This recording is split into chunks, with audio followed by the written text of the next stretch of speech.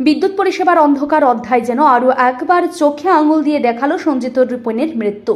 বিদ্যুৎ আউটসোর্সিং কর্মী হিসেবে দায়িত্ব পালন করতে গিয়ে বিদ্যুৎস্পৃষ্ট হয়ে গত 3 দিন ধরে মৃত্যুর সঙ্গে লড়াই চালিয়ে যাচ্ছিলেন তিনি। অবশেষে প্রধান রেফারেল হাসপাতাল জিবিপিতে চিকিৎসাধীন অবস্থায় শেষ নিঃশ্বাস ত্যাগ করলেন এই তরুণ কর্মী।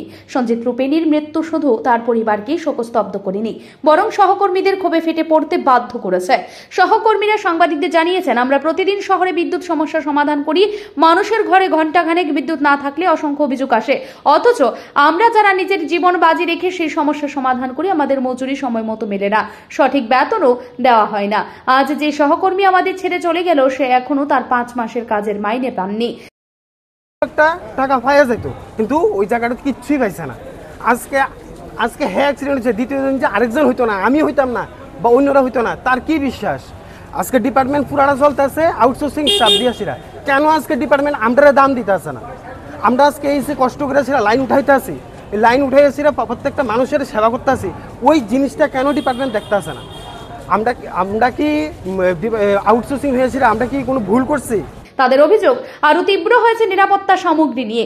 এই বিপজ্জনক কাজ করতে হয় কোনো সুরক্ষা পোশাক, হেলমেট, গ্লাভস, বুট, রেইনকোট ছাড়াই।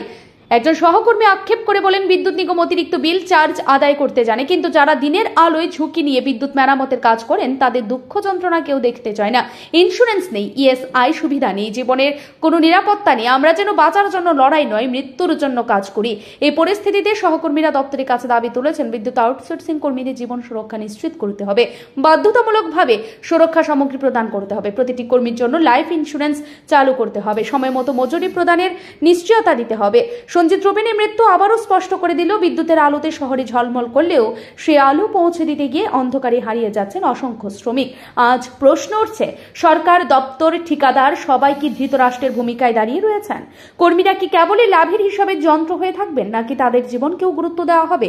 এই ঘটনা আউটসোর্সিং কর্মীদের সংগ্রামের নতুন অধ্যায়ের সূচনা করতে পারে, কারণ বিদ্যুতের আলো শুধু ঘর নয়, মানুষের বিবেকও চালাতে হবে। ব্যুরো রিপোর্ট, ঋদ্ধি নেটওয়ার্ক।